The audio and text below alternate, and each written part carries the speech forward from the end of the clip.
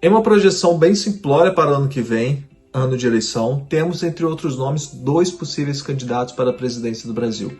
Os intocáveis, os inigualáveis, os inquestionáveis e os únicos que podem salvar o Brasil do abismo, Lula e Bolsonaro. Claro que isso eles são para o seu público, para a sua própria militância. Na verdade, eles estão muito longe de serem as figuras, né? Os intocáveis, os inigualáveis, os inquestionáveis e aqueles, né, os únicos que vão salvar o Brasil, até porque isso não existe, né, o salvador da pátria.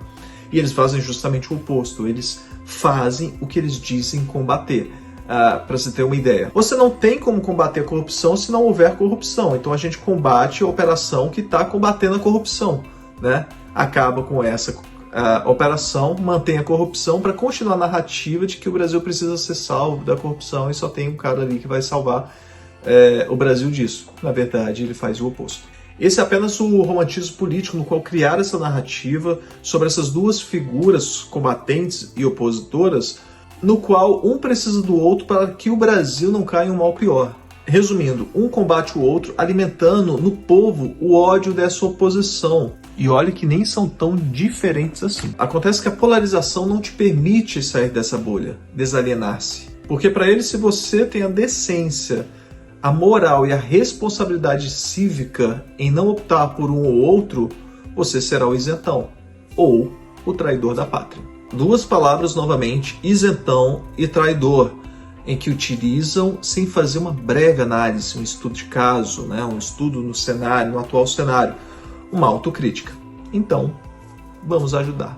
O que é ser o isentão? Por definição, é você se abster. É aquele que não se manifesta para evitar os conflitos. Sendo assim, o seu posicionamento contrário a essas figuras, a fim de procurar uma nova opção que seja fiel aos seus valores, que seja fiel às suas ideias, não te faz um isentão. Muito pelo contrário, você está se posicionando, inclusive sendo cético, algo que um isentão jamais seria. O isentão é aquele que vê tudo acontecendo, os erros acontecendo, as atrocidades sendo ditas e não fala absolutamente nada a respeito. Tudo está lindo, não passa de uma estratégia necessária. Enfim, tentam justificar tudo alimentando o medo de que o pior poderia vir, ou seja, o seu opositor. Enquanto isso, os monstros vão sendo alimentados.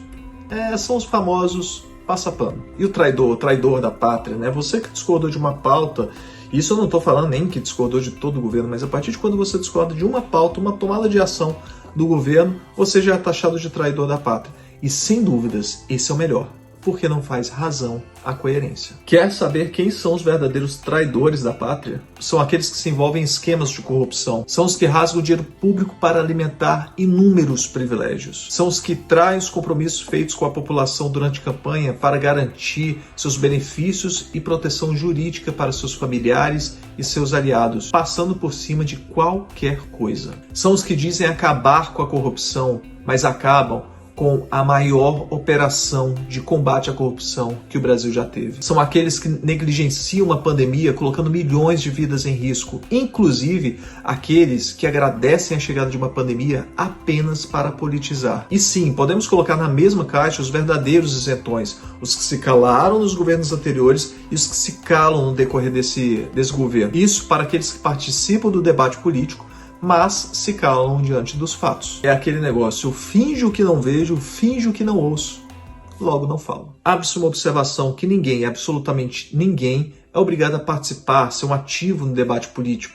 Você pode se isentar por não gostar de falar a respeito de política, por você sentir que tem uma carga muito pesada e você simplesmente prefere ficar fora disso, apesar de vivenciar a política diariamente. E talvez a melhor frase que eu poderia deixar para esse tipo de posicionamento é que o maior castigo para aqueles que não se interessam por política é que serão governados por aqueles que se interessam. Mas, a partir de quando vocês adentram no debate político, se posicionam no debate político, estarão sujeitos a críticas como essa.